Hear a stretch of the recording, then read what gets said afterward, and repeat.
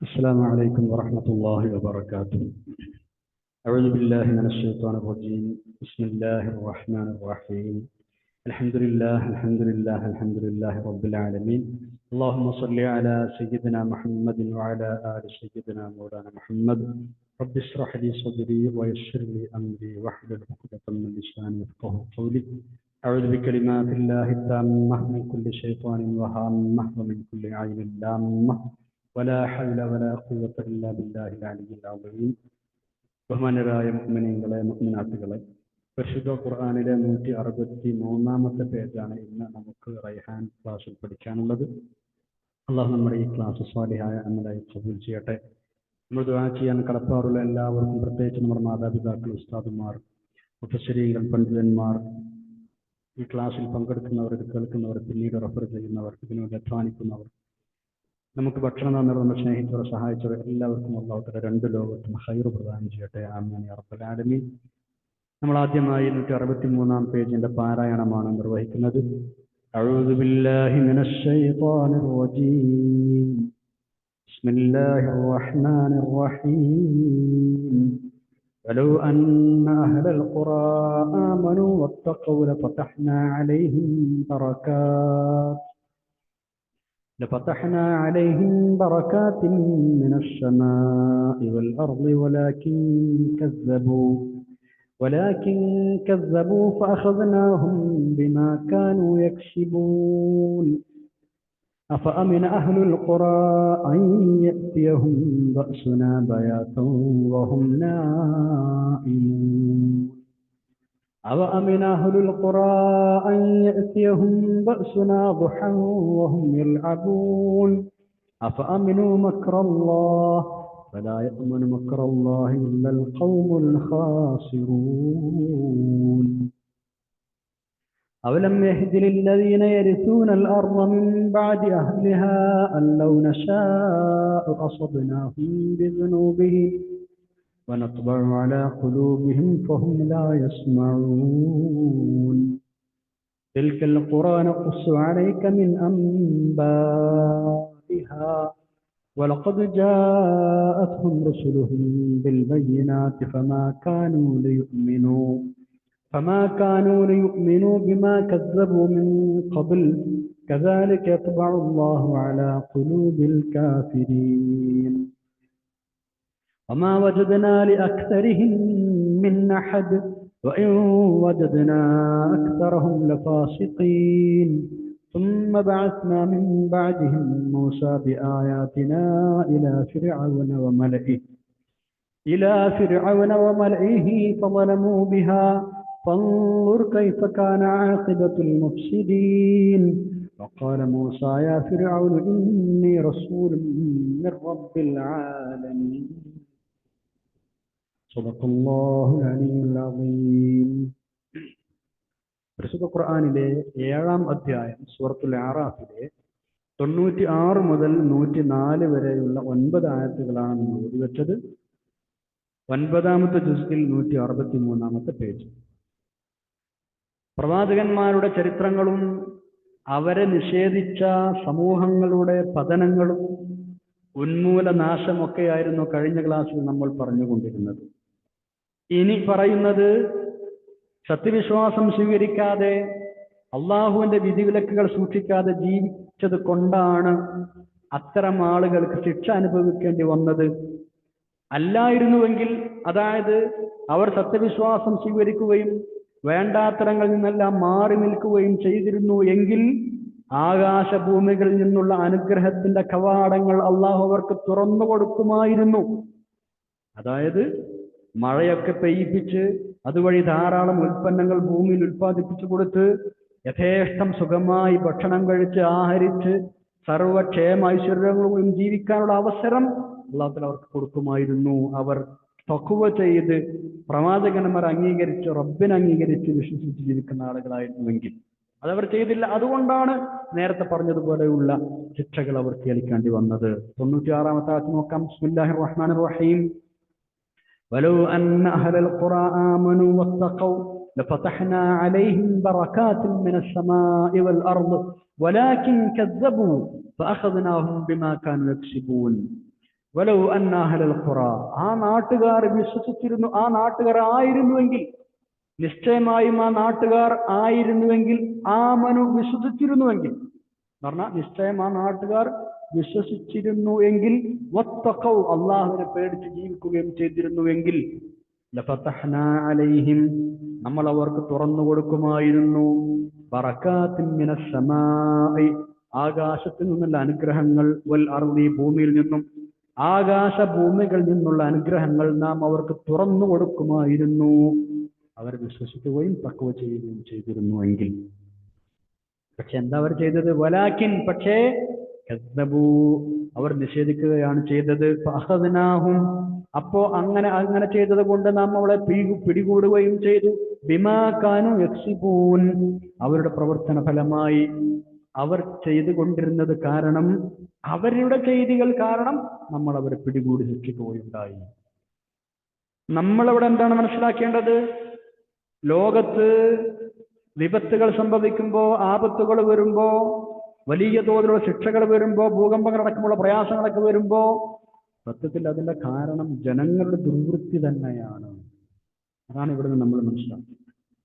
ബറകാത്തിൻ മിനസ് സമാഇ വൽ അർള്, അതെന്താണ്? ആകാശഭൂമികൾ അനുഗ്രഹങ്ങൾ.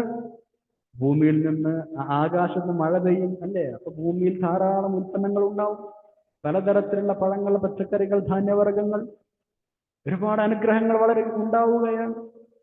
ഇതാണ് നമ്മൾ മുഫസ്സിറുകൾ പ്രത്യേകം രേഖപ്പെടുത്തുന്നത്. ബറകാത്ത് എന്ന് പറഞ്ഞാൽ അതാണ് ഉദ്ദേശം. അതുപോലെ തന്നെ ഇവിടെ കഴിയാനുള്ള, സുഖമായി കഴിയാനുള്ള എല്ലാ സൗകര്യങ്ങളും അനുഗ്രഹങ്ങളും എന്ന് മൊത്തത്തിൽ ഇതിന്റെ ആശയമായി നമുക്ക് മനസ്സിലാക്കുകയും ചെയ്യാം. 97 മുതൽ 99 വരെയുള്ള ആയത്തുകൾ ഇനി നമ്മൾ പഠിക്കാൻ പോകുന്നത്.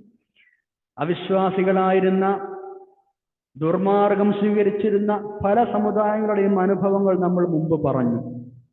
അതുപോലെയുള്ള ചില ശിക്ഷാ നടപടികൾ ഇപ്പോ ഈ ഖുർആനെ നിഷേധിക്കുന്ന മക്ക മുശ്രിക്കുകളെ നിങ്ങളെയും ഏത് സമയത്തും ബാധിക്കാം, നിങ്ങളത് ഓർത്തുകൊണ്ടിരിക്കണം എന്നാണ് ഇനി പറയുന്നത്. ഖുർആൻ അഭിസംബോധന ചെയ്യുന്ന, ഖുർആൻ ഇറങ്ങുന്നത് മക്ക മുശ്രിക്കുകളുടെ ഇടയിലേക്കാണല്ലോ. അവരോട് പറയാണ്, മുമ്പ് കഴിഞ്ഞു പോയ ഈ ചരിത്രങ്ങളൊക്കെ ഞാൻ പറഞ്ഞ എന്തിനാണെന്നറിയോ?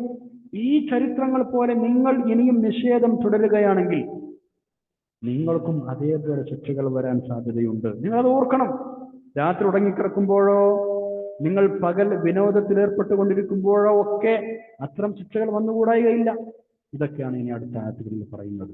നിങ്ങൾ എന്താണ് ചെയ്യേണ്ടത്? ഞാൻ ഇത്തരം സംഭവങ്ങൾ പറഞ്ഞു തരുമ്പോൾ നിങ്ങൾക്കതിനെക്കുറിച്ച് അറിയുന്ന ആളുകളാണ്, കേൾവിയുള്ള ആളുകളാണ്, ആദിനെക്കുറിച്ചും സമൂഹത്തിനെക്കുറിച്ചും ഒക്കെ. അപ്പൊ നിങ്ങൾ ആ കഥകൾ കേൾക്കുമ്പോൾ പാഠം ഉൾക്കൊണ്ടുകൊണ്ട് നിങ്ങളുടെ വേണ്ടാത്തരങ്ങളിൽ നിന്ന് പിന്മാറുകയാണ് നിങ്ങൾ ചെയ്യേണ്ടത്. അതിൽ നിന്നും പിന്മാറാതെ ഞങ്ങൾ അത്തരം ശിക്ഷകളൊന്നും ബാധിക്കുകയില്ല എന്ന് കരുതി നിങ്ങൾ സമാധാനിച്ചിരിക്കുകയാണെങ്കിൽ നിങ്ങൾ വലിയ നഷ്ടത്തിന് ഉത്തരവാദികളായി മാറും. നിങ്ങളുടെ വലിയ നാശത്തിലൊക്കെ അത് കൊണ്ടെത്തിക്കുമെന്നുള്ള അത്ര താക്കീത് ചെയ്യുകയാണ്. ഇത് യാഥാർത്ഥ്യം തന്നെയാണല്ലേ? അള്ളാഹുവിന്റെ ശിക്ഷകൾ വരുമ്പോ പകലാണെന്നോ രാത്രിയാണെന്നോ ഒരു വ്യത്യാസവുമില്ലാതെ രണ്ടു കൈയും നീട്ടി സ്വീകരിക്കുകയല്ലാതെ മനുഷ്യന് മറ്റെന്താണ് ചെയ്യാൻ കഴിയുക? ഒന്നും ഉണ്ടാവില്ല എന്ന് വിചാരിച്ചിട്ട് ആശ്വസിച്ചിരിക്കുമ്പോ പെട്ടെന്ന് ശിക്ഷകൾ വരും. ഭൂകമ്പങ്ങളും പ്രയാസങ്ങളും വിഷമങ്ങളൊക്കെ വരുന്ന സമയത്ത് അത് തടുക്കാൻ മനുഷ്യന് കഴിയുന്നുണ്ടോ? ഇല്ല. എത്ര സംഭവങ്ങളാണ് നമ്മൾ കൺമുന്നിൽ കാണുന്നത്. കാലാവസ്ഥാ നിരീക്ഷണ കേന്ദ്രങ്ങൾ എമ്പാടും, എല്ലാ രാജ്യത്തിനും എല്ലാ പ്രദേശത്തിനുമുണ്ട്.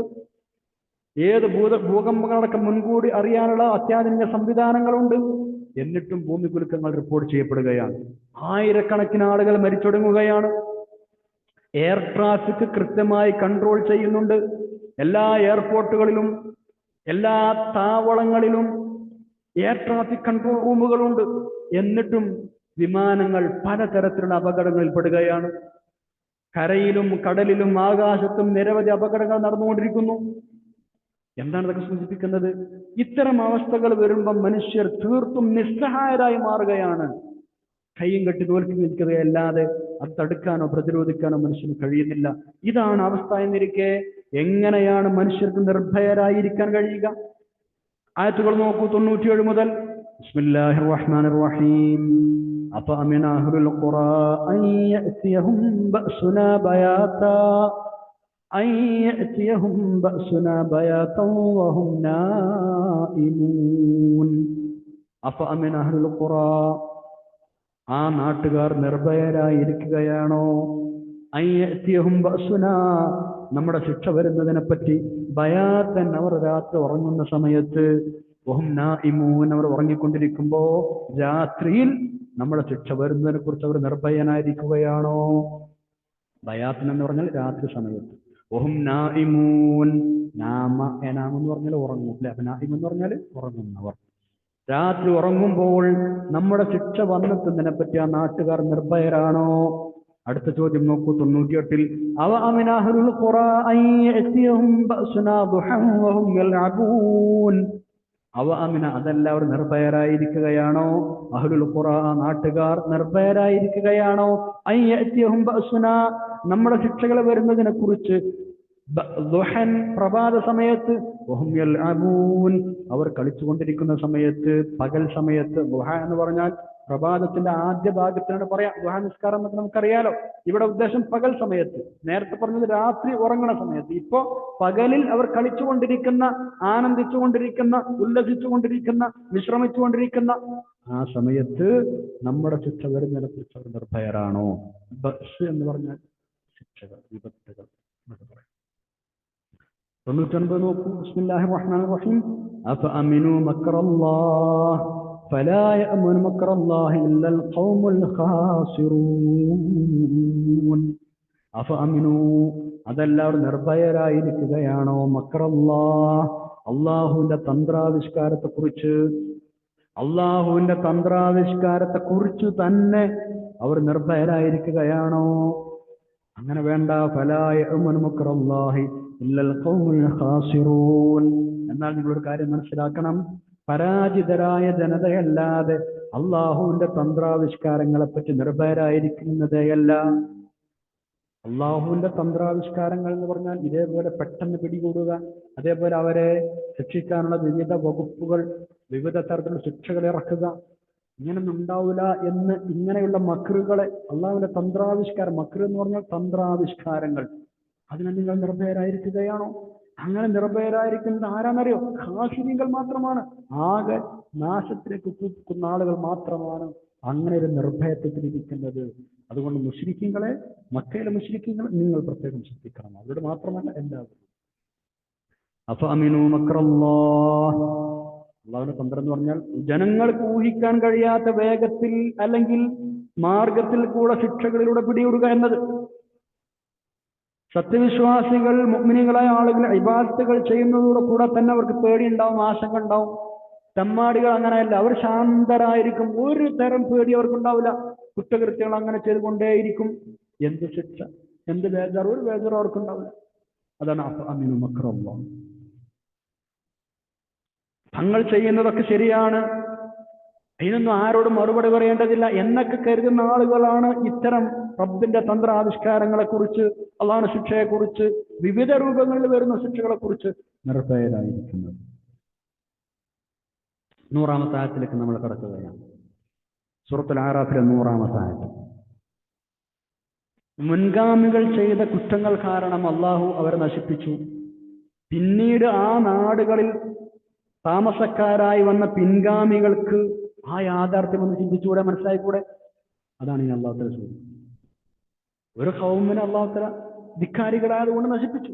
ഒരുപാട് പറഞ്ഞത് കേൾക്കാത്തതിന് ശേഷം നശിപ്പിച്ചതിന്റെ രീതിയൊക്കെ നമ്മൾ പറഞ്ഞു, പെട്ടെന്നാവില്ല എന്നൊക്കെ നമ്മൾ കഴിഞ്ഞ ക്ലാസ്സിൽ പറഞ്ഞല്ലോ. എന്നാൽ അതിനുശേഷം അതേ നാട്ടിൽ താമസക്കാരായി അവരുടെ പിൻഗാമികളായി വന്ന ആളുകൾ അത് ചിന്തിക്കണ്ടേ, മനസ്സിലാക്കണ്ടേ? ഞങ്ങളുടെ മുമ്പ് ഇങ്ങനെ ഖൗമുകൾ ഉണ്ടായിരുന്നു, അവർക്ക് ഇങ്ങനെ ശിക്ഷ ഏറ്റുവാങ്ങാൻ വേണ്ടി വന്ന ആളുകളാണ് ധിക്കാരം കാണിച്ചത് കൊണ്ട്, അതുകൊണ്ട് ഞങ്ങൾ അങ്ങനെ ആവാൻ പാടില്ല എന്നവർ ചിന്തിക്കണ്ടേ? അവരുടെ തെറ്റുകൾ കാരണം അവർ ശിക്ഷിച്ചതുപോലെ ഇവരെയും വേണമെങ്കിൽ ശിക്ഷിക്കാമെന്ന് ആ ചരിത്രങ്ങളിൽ നിന്ന് ഇവർക്ക് മനസ്സിലാക്കിക്കൂടെ എന്ന് അല്ലാഹു തആല ചോദിക്കുകയാണ്. മുൻഗാമികളായ ആളുകൾ ചിന്തിക്കാതെ, കാര്യം മനസ്സിലാക്കാതെ ധിക്കാരം മാത്രം തുടർന്ന് തെറ്റുകളിൽ മുഴുകിയ സമയത്ത് അള്ളാഹു അവരുടെ ഹൃദയങ്ങളിൽ ഹൃദയങ്ങൾക്ക് ശീലി വെച്ചു. അപ്രകാരം ഇവരും ചെയ്താൽ ഇവരുടെ സ്ഥിതിയും അത് തന്നെയായിരിക്കും. ഹൃദയങ്ങൾക്ക് ശീലി വെക്കുക എന്ന് പറഞ്ഞാൽ അതിൻ്റെ ഉള്ളിലേക്ക് യാതൊരു നന്മയും കടക്കാത്ത വിധം ഉപയോഗശൂന്യമാക്കുക എന്നാണ്. നമ്മൾ പലപ്പോഴും ആ വിഷയം മുമ്പ് പറഞ്ഞിട്ടുണ്ട്, പല ആയത്തുകളും അത് ചർച്ച ചെയ്തിട്ടുമുണ്ട്, അല്ലേ? അടുത്ത ആയത്തിൽ ആ വിഷയം പറയുന്നുണ്ട് ഇൻഷാ അല്ലാഹ്. നോക്കൂ 100-ാമത്തെ ആയത്ത്. ബിസ്മില്ലാഹിർ റഹ്മാനിർ റഹീം. അവലം യഹ്ദി ലില്ലദീന യരിസൂനൽ അർള മിൻ ബഅദി അഹ്ലിഹാ അല്ലൗ നശാഉ അസബ്നാഹും ബിദുനൂബിഹിം വനത്ബഉ അലാ ഖുലൂബിഹിം ഫഹും ലാ യസ്മഊൻ. അവലം യഹ്ദി ലില്ലദീന യരിസൂനൽ അർള മിൻ ബഅദി അഹ്ലിഹാ, മുമ്പ് ഈ ഭൂമിയിൽ ഉണ്ടായിരുന്നവർ നശിച്ച ശേഷം അത് പൈതൃകമായി ലഭിച്ചവർക്ക് മനസ്സിലായിട്ടില്ലേ, വ്യക്തമായിട്ടില്ലേ? അവലം യഹ്ദി, മനസ്സിലായിട്ടില്ലേ, വ്യക്തമായിട്ടില്ലേ? അവർക്കെന്താ ആലോചിച്ചുകൂടെ? ആർക്ക്? ലില്ലദീന യരിസൂനൽ അർള, ഈ ഭൂമി പൈതൃകമായി കിട്ടിയ ആളുകൾക്ക്, മിൻ ബഅദി അഹ്ലിഹാ, ആദ്യം ഈ ഭൂമിയിൽ താമസിച്ചിരുന്ന ആളുകൾക്ക് ശേഷം. എന്താണ് അവർക്ക് മനസ്സിലായിട്ടില്ല എന്ന് ചോദിച്ചത്? അല്ലൗ നശാഉ, നമ്മൾ ഉദ്ദേശിക്കുകയാണെങ്കിൽ, അസ്വബ്നാഹും, അവരെയും നമ്മൾ പിടികൂടുമെന്ന്, ബിദുനൂബിഹിം, അവരുടെ തെറ്റുകൾ കാരണം, അവരുടെ തെറ്റുകൾ കാരണം അവരെയും നമ്മൾ പിടികൂടുമെന്ന ഈ ഗുണപാഠം എന്തേ അവർക്ക് മാർഗദർശനം ചെയ്യുന്നില്ല? അവലം യഹ്ദി, ഈ ഒരു ഗുണപാഠം എന്തേ അവർ നല്ല വഴിയിലേക്ക് നയിക്കുന്നില്ല?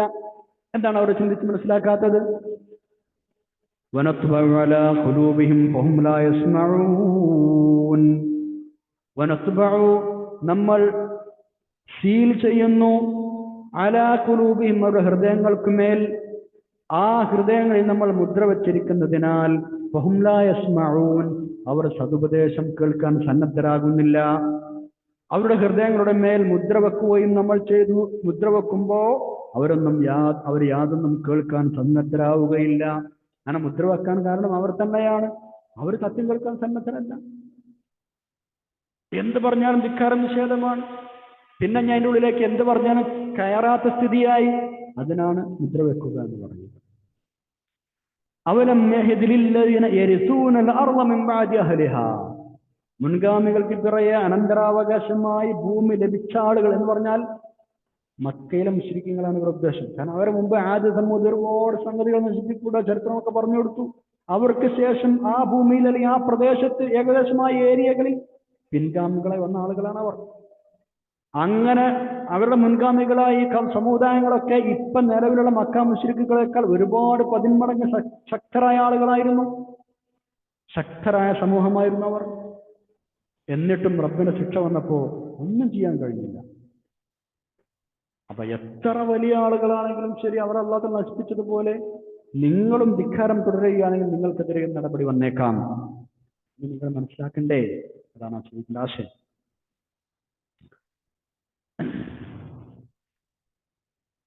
നാം ഉദ്ദേശിക്കുകയാണെങ്കിൽ അങ്ങനെ ശിക്ഷകൾ വരാൻ എന്ത് തടസ്സമാണുള്ളത്? അങ്ങനെ നിങ്ങൾ പിടികൂടാൻ എന്ത് തടസ്സമാണ് നമുക്കുള്ളത്? അല്ലൗ നശാഉ അസ്വബ്നാഹും ബിദുനൂബിഹിം. 101-ാമത്തെ ആയത്ത് നോക്കൂ. ഇപ്പോ മുമ്പ് നമ്മൾ പല പ്രവാചകന്മാരുടെയും അവരുടെ ഉമ്മത്തുകളുടെയും ഒക്കെ ചരിത്രങ്ങൾ ചൂണ്ടിക്കാട്ടി. ഓരോ സമുദായത്തിലും പ്രവാചകന്മാർ വരുന്നതിന് മുമ്പ് അവർ ഏതൊക്കെ കാര്യങ്ങൾ നിഷേധിച്ചിരുന്നുവോ ആ കാര്യങ്ങൾ പ്രവാചകന്മാർ വന്നതിന് ശേഷവും, പ്രവാചകന്മാർ വന്നിട്ട് ദൃഷ്ടാന്തങ്ങൾ കാണിച്ചു കൊടുത്ത ശേഷവും അവർ വിശ്വസിക്കാൻ തയ്യാറായില്ല. അതാണ് ഇനി പറയുന്നത്. തെളിവുകളും ദൃഷ്ടാന്തങ്ങളും എല്ലാം സഹിതം സത്യം മനസ്സിലാക്കി കൊടുത്തിട്ടും അത് സ്വീകരിക്കാൻ തയ്യാറാകാതിരുന്നപ്പോഴാണ് അല്ലാഹു തആല അവർക്ക് അവരുടെ ഹൃദയങ്ങൾക്ക് മുദ്ര വെച്ചത്. സത്യനിഷേധത്തിലും വ്യാജവാദത്തിലും ഉറച്ചു നിന്നപ്പോ വേണ്ടതൊന്നും നല്ല കാര്യങ്ങളൊന്നും ഉള്ളിൽ പ്രവേശിക്കാത്ത വിധം അവരുടെ ഹൃദയങ്ങൾക്ക് സീൽ വെക്കപ്പെട്ടു. അങ്ങനെ സത്യം സ്വീകരിക്കാൻ ഒരു കാരണവശാലും അവർ സന്നദ്ധരല്ലായിരുന്നു എന്നർത്ഥം. അതുകൊണ്ടാണ് മേൽ വിവരിച്ച സമൂഹങ്ങൾക്ക് ആ വ്യക്തമായ അനുഭവങ്ങൾ നേരിടേണ്ടി വന്നതും. ആയത്ത് പഠിക്കാം. ബിസ്മില്ലാഹിർ റഹ്മാനിർ റഹീം. തിൽക്കൽ ഖുറാന നഖുസ്സു അലൈക മിൻ അംബാഇഹാ വലഖദ് ജാഅത്ഹും റസൂലുഹും ബിൽ ബയ്യിനാത്ത് ഫമാ കാനൂ ലിയുഅ്മിനൂ ബിമാ കസ്സബൂ മിൻ ഖബ്ൽ كذلك يطبع الله على قلوب الكافرين. تلك القرى, ആ നാടുകളിൽപ്പെട്ട ചിലത് നഖുസ്സു അലൈക, നിങ്ങൾക്ക് നാം വിവരിച്ചു തരുന്ന നബിയെ, മിൻ അംബാഇഹ, ആ നാടുകളിലെ ചില വൃത്താന്തങ്ങൾ, ചില ചരിത്രങ്ങൾ നമ്മൾ വിശദീകരിച്ചു തരുന്നു. ആ പ്രദേശങ്ങളുടെ ചരിത്രങ്ങളിൽ ചിലത് താങ്കൾക്ക് നാം വിവരിച്ചു തരികയാണ്. അംബ എന്ന് പറഞ്ഞാൽ വിവരങ്ങൾ, നബഇന്റെ ജംആണ് ചരിത്രങ്ങൾ. നഖുസ് എന്ന് പറഞ്ഞാൽ ഖിസ്സ പറയുക, കഥ പറയുക. വലഖദ് ജാഅത്ഹും, അവർക്ക് വന്നു കിട്ടിയിട്ടുണ്ട്. റുസുലുഹും അവരുടെ പ്രവാചകന്മാർ, അവരിലേക്ക് നിയോഗിക്കപ്പെട്ട പ്രവാചകന്മാർ അവിടെ ചെന്നിട്ടുണ്ട്, അവർക്ക് വന്നിട്ടുണ്ട്. ബിൽ ബയ്യിനാത്തി, വ്യക്തമായ ദൃഷ്ടാന്തങ്ങൾ സഹിതം. എന്നിട്ടോ വമാ കാനൂ യുഅ്മിനൂ, അവർ വിശ്വസിക്കുന്നവരായില്ല. ബിമാ കസ്സബൂ മിൻ ഖബ്ൽ, മുമ്പ് അവർ എന്താണോ നിഷേധിച്ചു കൊണ്ടിരുന്നത് ആ കാര്യം അവർ ഇപ്പോഴും വിശ്വസിക്കാൻ തയ്യാറായില്ല. പ്രവാചകന്മാരെ തെളിവുകൾ സഹിതം പറഞ്ഞയച്ചിട്ടും ഇതുവരെ അവർ നിഷേധിച്ചു കൊണ്ടിരുന്ന സംഗതികൾ വിശ്വസിക്കാൻ അവർ തയ്യാറായില്ല. അതിൽ തന്നെ തുടരുകയാണ് ചെയ്തത്. അപ്പൊ എന്ത് സംഭവിച്ചു?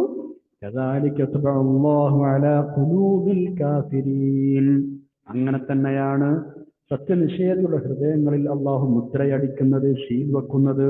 കദാലിക, അങ്ങനെയാണ് അള്ളാഹു സീൽ വെക്കുന്നത് അലാ ഖുലൂബിൽ കാഫിരീൻ, കാഫിരീങ്ങളുടെ ഹൃദയങ്ങൾക്ക്. അങ്ങനെ നിഷേധത്തിൽ ഉറച്ചു നിൽക്കുകയായിരുന്നു അവർ. പ്രവാചകന്മാർ വന്നതു മുതൽ അവരുടെ മരണം വരെയും അതാണ് അവസ്ഥ. ദൃഷ്ടാന്തങ്ങൾ മേൽക്കുമേൽ വന്നിട്ടും സതുപദേശങ്ങൾ പല തവണ മഹാന്മാരായ പ്രവാചകന്മാർ ചെയ്തു നോക്കിയിട്ടും അവർ പിന്തിരിഞ്ഞില്ല. അപ്പൊ പിന്നെ മനസ്സിലേക്കൊന്നും കടക്കാത്തൊരവസ്ഥ വന്നു. അതാണ് അല്ലാഹു എന്ന് പറഞ്ഞു. അടുത്ത ആയത്തിലേക്ക് കടക്കാം. 102-ാമത്തെ ആയത്ത്. അള്ളാഹു ഉണ്ട് എന്നും നല്ലത് ചെയ്യണം എന്നും ചീത്ത ചെയ്യരുത് എന്നും ഏതൊരു മനുഷ്യനും ജന്മന ഒരു ബോധ്യമുണ്ട്. അതവന്റെ സഹജമായൊരു ബോധ്യമാണ്. ആ ബോധത്തെയാണ്, അല്ലെങ്കിൽ ആ ബോധ്യത്തെയാണ് പ്രവാചകന്മാർ ഇടയ്ക്കിടെ വന്ന് തട്ടി ഉണർത്തിക്കൊണ്ടിരിക്കുന്നത്. ആത്മീകമായ ലോകത്ത് വെച്ച്, ആലമുൽ അർവാഹിൽ വെച്ച് എല്ലാവരും ഈ കാര്യം അള്ളാഹുവിനോട് സമ്മതിച്ചിട്ടുമുണ്ട്. മിക്ക ആളുകളും ആ സമ്മതത്തിനനുസരിച്ച് പ്രവർത്തിക്കുന്ന ആളുകളല്ല എന്നാണ് ഇനി പറയുന്നത്. അതിന് വിപരീതമായി ധിക്കാരികളായി ജീവിക്കുന്ന ആളുകളാണ് ഇന്ന് പലരും. നോക്കൂ 102-ാമത്തെ ആയത്ത്. ബിസ്മില്ലാഹിർ റഹ്മാനിർ റഹീം. വമാ വജദ്നാ ലിഅക്സരിഹിം മിൻ അഹദ് വഇൻ വജദ്നാ അക്സറഹും ലഫാസിഖീൻ. വമാ വജദ്നാ ലിഅക്സരിഹിം മിൻ അഹദിൻ, അവരിൽ മിക്ക ആളുകളിലും വാഗ്ദാന നിർവഹണം നമ്മൾ കണ്ടില്ല. വമാ വജദ്ന, നമ്മൾ കണ്ടെത്തിയില്ല. ലിഅക്സരിഹിം, അവരിൽ ബഹുഭൂരിഭാഗത്തിലും മിൻ അഹദിൻ, ഒരു കരാറും കണ്ടെത്തിയിട്ടില്ല എന്ന് പറഞ്ഞാൽ കരാർ നിർവഹണം കണ്ടെത്തിയില്ല, കരാർ പാലിക്കാനുള്ള സന്നദ്ധത കണ്ടെത്തിയില്ല. അഹദ് എന്ന് പറഞ്ഞാൽ ശരിക്കും കരാർ എന്നാണ്. അപ്പൊ അവരിൽ മിക്കവരിലും വാഗ്ദാന നിർവഹണം നാം കണ്ടെത്തിയില്ല.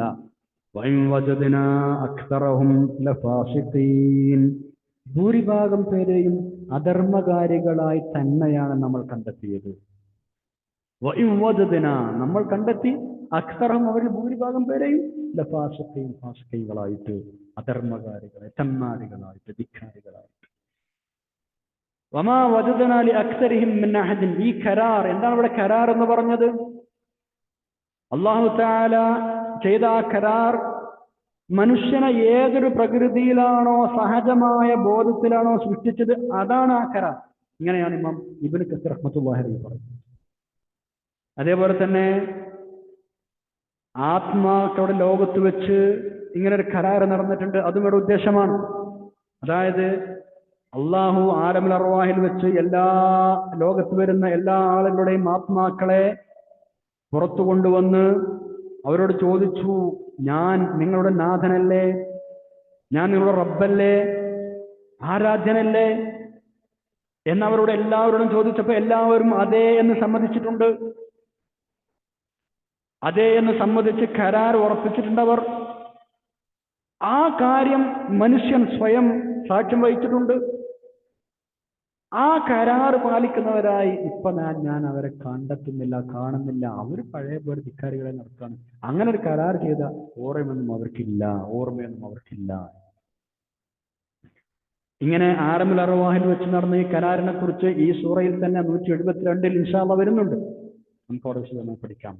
ബിസ്മില്ലാഹിർ റഹ്മാനിർ റഹീം. വഇദ അഖദ റബ്ബുക മിൻ ബനി ആദമ മിൻ ദുഹൂരിഹിം ദുർരിയ്യതഹും വഅശ്ഹദഹും അലാ അൻഫുസിഹിം അലസ്തു ബിറബ്ബിക്കും ഖാലൂ ബലാ ശഹീദനാ.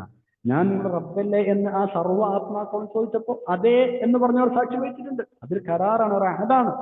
ആ അഹദിനനുസരിച്ച് അവർ നടക്കുന്നില്ല.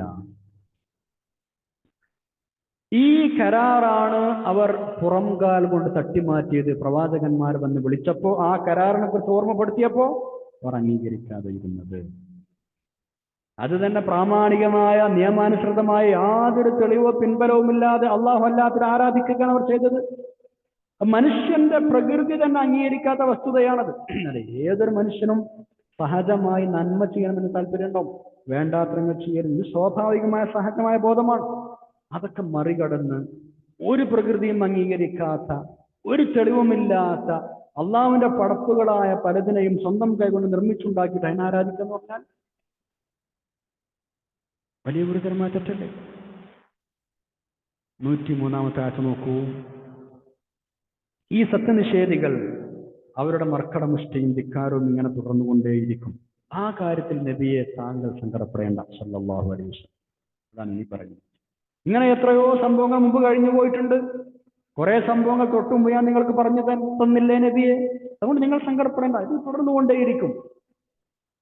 ഇനി നബി സല്ലല്ലാഹു അലൈഹി വസല്ലം തങ്ങളുടെ കാലത്ത് നിലവിലുണ്ടായിരുന്ന വേദക്കാരായ ആളുകളുടെ മുൻ തലമുറകളെ കുറിച്ച്, ആ തലമുറകളിലേക്ക് റസൂലായി അയക്കപ്പെട്ട മൂസാ നബി അലൈഹി സ്വലാമിനെ കുറിച്ചും കൂടെ പറയുന്നുണ്ട് അടുത്ത ആയത്തിൽ. നബി സല്ലല്ലാഹു അലൈഹി വസല്ലം കാലത്ത് മുശ്രിക്കുകൾ ഉണ്ടായിരുന്നു.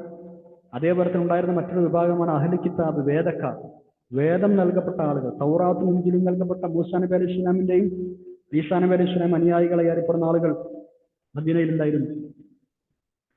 അപ്പോൾ ഈ രണ്ട് വിഭാഗമാണ് അവിടെ ഉണ്ടായിരുന്നത് കാര്യമായിട്ട്. മുശ്രിക്കുകളെ അവരെ അഭിസംബോധന ചെയ്ത് കുറെ കാര്യങ്ങൾ പറഞ്ഞപ്പോ ആദ്യന്റെയും അതേപോലെ മുമ്പ് കുറെ സമുദായങ്ങൾ നശിപ്പിച്ച കാര്യങ്ങളൊക്കെ നമ്മൾ പറഞ്ഞല്ലോ, സമൂഹത്തിനൊക്കെ നശിപ്പിച്ചത്. ഇനി അഹ്ലു കിതാബുകാരായ വിശ്വാസികൾ അവിടെയുണ്ട്, ജൂതന്മാരും നസ്വറാക്കളും. അവരുടെ മുൻ തലമുറകളിലായ, അതായത് ബനു ഇസ്രായേൽ, അവരുടെ മുൻ തലമുറ ആരാണ്? ബനു ഇസ്രായേൽ. ആ ബനു ഇസ്രായേലിലേക്ക് റസൂലായി അയക്കപ്പെട്ട മൂസാ നബി അലൈഹി സ്വലാമിനെ കുറിച്ചാണ്, അവിടുത്തെ ചരിത്രമാണ് ഇനി പറയുന്നത്. മഹാനവറുകൾ പ്രബോധനം ചെയ്യാൻ തുടങ്ങിയപ്പോ നേരിടേണ്ടി വന്ന അനുഭവങ്ങളും എതിർപ്പുകളും നബി സല്ലല്ലാഹു അലൈഹി വസല്ലം തങ്ങൾക്ക് പറഞ്ഞു കൊടുക്കുകയാണ്. അതിലൂടെ അവിടുന്ന് ക്ഷമിക്കാനും പാഠം ഉൾക്കൊള്ളാനും സമാധാനമായിരിക്കാൻ. നീണ്ട ചരിത്രത്തിന്റെ നായകനാണ് മൂസാ നബി അലൈഹി സ്വലാം. നബി സല്ലല്ലാഹു അലൈഹി വസല്ലം തങ്ങൾ തന്നെ പലപ്പോഴും അത് അനുസ്മരിച്ചിട്ടുണ്ട്. വല്ലാതെ പ്രയാസങ്ങൾ അനുഭവപ്പെടുമ്പോ അനുയായികളുടെ ഭാഗത്തുനിന്നും ശത്രുക്കളുടെ ഭാഗത്തുനിന്നും വല്ലാതെ ബുദ്ധിമുട്ടുകളും പ്രയാസങ്ങളും അനുഭവിക്കുന്ന നേരത്ത് നബി സല്ലല്ലാഹു അലൈഹി വസല്ലം ഒരിക്കൽ അനുസ്മരിച്ചിട്ടുണ്ട്, മൂസാ നബി അലൈഹി സ്വലാമിനെ ഏൽക്കേണ്ടി വന്ന അത്ര പീഡനങ്ങളോ ബുദ്ധിമുട്ടുകളൊന്നും എനിക്ക് ഏൽക്കേണ്ടി വന്നിട്ടില്ലല്ലോ, ഇതിലേറെ ബുദ്ധിമുട്ടുകൾ മൂസാ നബിക്ക് ഉണ്ടായിട്ടുണ്ടല്ലോ അലൈഹിസ്സലാം, അതുകൊണ്ട് ഞാൻ ക്ഷമിക്കുകയാണ്, മഹാനവറുകൾ എന്ന് ക്ഷമിച്ചല്ലോ എന്ന് നബി സല്ലല്ലാഹു അലൈഹി വസല്ലം തങ്ങൾ ഒരിക്കൽ അനുസ്മരിച്ചിട്ടുണ്ട്. അപ്പൊ അത്രയും വിഷമങ്ങൾ നേരിടേണ്ടി വന്ന, പ്രയാസം സഹിക്കേണ്ടെന്ന മഹാനാണ് സയ്യിദുനാ മൂസാ അലൈഹിസ്സലാം. അവരുടെ ചരിത്രമാണ് ഇനി പറഞ്ഞു തരുന്നത്. ആ ചരിത്രത്തിൽ നിന്ന് നബിയെ നിങ്ങൾക്കും നിങ്ങളുടെ ഉമ്മത്തിനും നമുക്കെല്ലാവർക്കും ഒരുപാട് കാര്യങ്ങൾ മനസ്സിലാക്കാനുണ്ട്. അതുകൊണ്ട് തന്നെ മഹാനവറുകളുടെ ചരിത്രം പരിശുദ്ധ ഖുർആനിൽ ഒരിടത്തല്ല രണ്ടിടത്തല്ല പല സ്ഥലങ്ങളിലും പല സന്ദർഭങ്ങളിലും അല്ലാഹു തആല പല രൂപത്തിലും എടുത്തു പറയുന്നുണ്ട്. പല വശങ്ങളും പല സൂറകളിൽ പറയുന്നുണ്ട്. അതിലൊന്നാണ് ഈ സൂറത്തുൽ അഅറാഫ്. അതുപോലെ തന്നെ ഇതിന് സൂറത്തുൽ ഖസസിൽ, സൂറത്തു ത്വാഹയിൽ ഒക്കെ ധാരാളം അത് പറയുന്നുണ്ട്. 130-ൽ പരം സ്ഥലത്ത് മൂസാ നബി അലൈഹി സ്വലാമിന്റെ പേര് പരിശുദ്ധ ഖുർആനിൽ പറയപ്പെട്ടിട്ടുണ്ട്. 130-ലധികം സ്ഥലം. ഏറ്റവും വലിയൊരു സമുദായത്തിലേക്ക് നിയോഗിക്കപ്പെട്ട റസൂലാണ്. അതുപോലെ തന്നെ ആദ്യം മുതൽ അവസാനം വരെ സംഭവ ബഹുലമായ പ്രബോധന ജീവിതം നേരിടേണ്ടി വന്ന മഹാനായ പ്രവാചകൻ മൂസാ നബി അലൈഹിസ്സലാം. യാക്കൂബ് നബി അലൈഹിസ്സലാമിന്റെ പേരാണ് ഇസ്രായേൽ എന്ന് നമ്മൾ മുമ്പ് പഠിച്ചിട്ടുണ്ട് അല്ലെ? മഹാനവറുകളുടെ സന്താന പരമ്പരക്കാണ് ബനൂ ഇസ്രായേൽ എന്ന് പറയുക. പലസ്തീനിലാണ് അവർ താമസിച്ചിരുന്നത് ആദ്യം. പിന്നെ പഴയ കാലത്ത് കൻആൻ എന്നറിയപ്പെടുന്ന പ്രദേശത്ത് മഹാനായ യാക്കൂബ് നബി അലൈഹി സ്വലാമിന്റെ പുത്രൻ യൂസുഫ് നബി അലൈഹി സ്വലാം ഈജിപ്തിലെത്തി. ഈജിപ്തിന്റെ ഭരണാധികാരിയായ സമയത്ത് പിതാവിനെയും കുടുംബത്തെയും ഒക്കെ ഈജിപ്തിലേക്ക് അങ്ങോട്ട് കൊണ്ടുപോയിരുന്നു ഫലസ്തീനിൽ നിന്ന്. അങ്ങനെ അവർ ഈജിപ്തിൽ സെറ്റിലാവുകയാണ് ചെയ്തത്. അവിടെ അവർ കുടുംബം വളർന്ന് വികസിച്ചു, അന്തസ്സോടെ അഭിമാനത്തോടെ ജീവിച്ചു പോന്നു. പക്ഷേ യൂസുഫ് നബി അലൈഹി സ്വലാമിന്റെ കാലം കഴിഞ്ഞ ശേഷം അവരുടെ ആ അന്തസ്സും പ്രതാപവും മങ്ങാൻ തുടങ്ങി. ഈജിപ്തുകാർ അവരോട് മോശമായി പെരുമാറാൻ തുടങ്ങി. അവർ തന്നെ സ്വയം കേടുവരാൻ തുടങ്ങി, സന്മാർഗത്തിൽ നിന്ന് വ്യതിചലിക്കാൻ തുടങ്ങി, വേണ്ടാത്രങ്ങൾ ചെയ്യാൻ തുടങ്ങി ബനൂ ഇസ്രായേലുകാർ. അങ്ങനെ അതുകൊണ്ട് തന്നെ അവർ സ്വന്തം നിന്ദരും നിസ്സാരന്മാരുമായി മാറാൻ തുടങ്ങി. പലരും തെറ്റുകൾ ചെയ്യാൻ തുടങ്ങി. മിസ്റിൽ അതിനുശേഷം വന്ന ഭരണകൂടങ്ങൾ വളരെ നിഷ്ഠൂരമായിട്ടാണ് ഇവരോട് പെരുമാറിയത്. കിബിത്തികൾ, എന്താണ് പറയാ, കിബിത്തികൾ എന്നാണ് അവരെ കുറിച്ച് പറയാം, കൊപ്തിക് എന്ന് പറയാം. അവരിൽ ഫറോവമാർ എന്ന് പറയുന്ന ഒരു വംശമാണ്, രാജവംശമാണ് ഭരണം നടത്തിക്കൊണ്ടിരുന്നത്. കഠിനമായ മർദ്ദനങ്ങളാണ് എല്ലാ ഫറോവമാരുടെയും കാലത്ത് ബനൂ ഇസ്രായേൽ നേരിടേണ്ടി വന്നത്. അടിമകളെ പോലെ നരകീയ ജീവിതം ആണ് അവർ അവിടെ അനുഭവിക്കേണ്ടി വന്നത്. അതിനിടക്കാണ് ഏറ്റവും ക്രൂരനായ മൂസാ നബി അലൈഹി ഇസ്ലാമിന്റെ കാലത്തുണ്ടായിരുന്ന ഫറോവ ഫിർഔൻ ഈജിപ്തിൽ ഭരണമേൽക്കുന്നത്. മനുഷ്യരായി പോലും ബനൂ ഇസ്രായേലിനെ അദ്ദേഹം കണ്ടിരുന്നില്ല എന്നാണ്. ബനൂ ഇസ്രായേലുകാരെ മനുഷ്യരായി പോലും കാണാൻ തയ്യാറായില്ല. ആളുകൾക്കിടയിൽ വേർതിരിവുണ്ടാക്കി. ഈജിപ്ഷ്യർക്ക് മാത്രം അധികാരപ്പെട്ടതാണ് പുറത്തുനിന്ന് ആളുകൾക്ക് മടങ്ങിപ്പോണം, അല്ലെങ്കിൽ ഇവിടെ അടിമകളായി പണിയെടുക്കണം. അങ്ങനെ രണ്ട് വേർതിരിവുണ്ടാക്കിയ ആളുകൾക്കിടയിൽ ആശ്ചര്യമാണ്. കനാനിൽ നിന്ന് ഈജിപ്തിലേക്ക് കുടിയേറി പാർത്തവർക്കുള്ളതല്ല ഇവിടെ, ഇവിടേക്ക് അവകാശമില്ല. ഞങ്ങൾ ഇവിടെ നിൽക്കുന്നുവെങ്കിൽ ഞങ്ങൾ അടിമകളായി കഴിയണം എന്നാണ് അദ്ദേഹം പറഞ്ഞത്. സ്വേച്ഛാധിപതിയായ ഫറോവ, നമുക്കൊക്കെ അറിയാം അവന്റെ കഥകളെല്ലാം. അഹങ്കാരത്തിന്റെ പര്യായമാണ്. ഞാനാണ് നിങ്ങളുടെ വലിയ റബ്ബ് എന്ന് എപ്പോഴും ആളുകൾ പറയുന്ന ആളാണ്. എന്നെ ആരാധിക്കണം, എനിക്ക് സുജൂദ് ചെയ്യണം എന്നൊക്കെയാണ് ആളുകൾ പറയാം. അങ്ങനെ ഒരു കൽപ്പന പുറപ്പെടുവിച്ചു. അപ്പോ ബനൂ ഇസ്രായേലിൽപ്പെട്ട മുഅ്മിനീങ്ങളായ പല ആളുകളും അതിന് തയ്യാറായില്ല. അതും ഇവരോടുള്ള ദേഷ്യം കൂടാൻ കാരണമായി. ആ ഘട്ടത്തിലാണ് മഹാനായ മൂസാ നബി അലൈഹി ഇസ്ലാമിനെ ആ സമുദായത്തിലേക്ക് പ്രവാചകനായി നിയോഗിക്കുന്നത്. സത്യവിശ്വാസത്തിലേക്കും തൗഹീദിലേക്കും ആളുകളെ നയിക്കുക എന്നതിന് പുറമെ ബനൂ ഇസ്രായേലിനെ അടിമത്തത്തിൽ നിന്ന് മോചിപ്പിക്കുക എന്നൊരു ദൗത്യം കൂടെ മഹാനായ മൂസാ നബി അലൈഹി ഇസ്ലാമിനുണ്ടായിരുന്നു. ഫിർഔന്റെ അടിമത്തത്തിൽ നിന്ന് മോചിപ്പിച്ചെടുക്കുക, രക്ഷപ്പെടുത്തുക. നോക്കൂ 103-ാമത്തെ ആയത്ത്. ബിസ്മില്ലാഹിർ റഹ്മാനിർ റഹീം. ثم بعثنا من بعدهم موسى بآياتنا إلى فرعون وملئه فظلموا بها فانظر كيف كان عاقبة المفسدين. ثم بعثنا, പിന്നീട് നമ്മൾ നിയോഗിച്ചു, മിൻ ബഅദിഹിം, ആ പ്രവാചകന്മാർക്ക് ശേഷം, മൂസാ നബി അലൈഹി ഇസ്ലാമിനെ നിയോഗിച്ചു. ബിആയാതിന, നമ്മുടെ ദൃഷ്ടാന്തങ്ങൾ കൊടുത്തുകൊണ്ട്. എവിടേക്ക്? ഇലാ ഫിർഔന, ഫിർഔന്റെ അടുത്തേക്ക്, വമലഇഹി, അവന്റെ ജനപ്രമുഖരുടെയും അടുത്തേക്ക്. ഫിർഔനിന്റെയും അവന്റെ ജനപ്രമുഖരുടെയും അടുത്തേക്ക് നമ്മൾ മൂസാ നബി അലൈഹി ഇസ്ലാമിനെ ആ പ്രവാചകന്മാർക്ക് ശേഷം പറഞ്ഞയച്ചു. എന്നിട്ട് എന്താ അവർ ചെയ്തത്? രണ്ട് കൈ നീട്ടി സ്വീകരിച്ചു? ഇല്ല. ഫളമൂ ബിഹാ, പക്ഷേ അവർ ആ ദൃഷ്ടാന്തങ്ങളോട് അതിക്രമം കാട്ടുകയാണുണ്ടായത്. ആ ആയാത്തുകളോട്, ഫളമൂ ബിഹാ, ആ ആയാത്തുകളോട് അവർ അതിക്രമം കാണിച്ചു.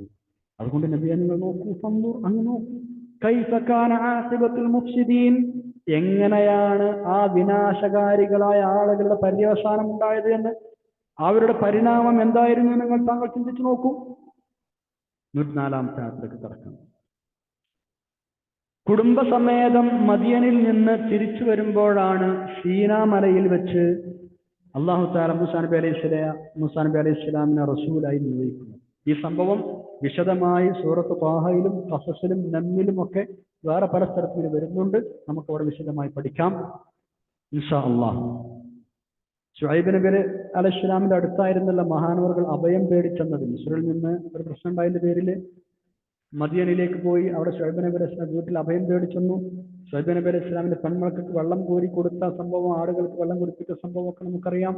അവിടെ താമസിച്ച് മഹറായി ജോലി ചെയ്ത്, അല്ലെ, മകളെ കെട്ടിച്ചു കൊടുക്കാന്ന് പറഞ്ഞപ്പോൾ അതിന് പകരം മഹറായി ജോലി ചെയ്ത് ആ കാലാവധി പൂർത്തിയാക്കിയപ്പോൾ ഭാര്യയെയും മക്കളെയും കൂട്ടി തിരിച്ച് ഈജിപ്തിലേക്ക് വരുന്ന വഴിയാണ് രാത്രി സമയത്ത് സീനാ താഴ്വരയിൽ അള്ളാഹു സംസാരിച്ചതും പ്രവാചകത്വം ഏൽപ്പിക്കുന്നതും.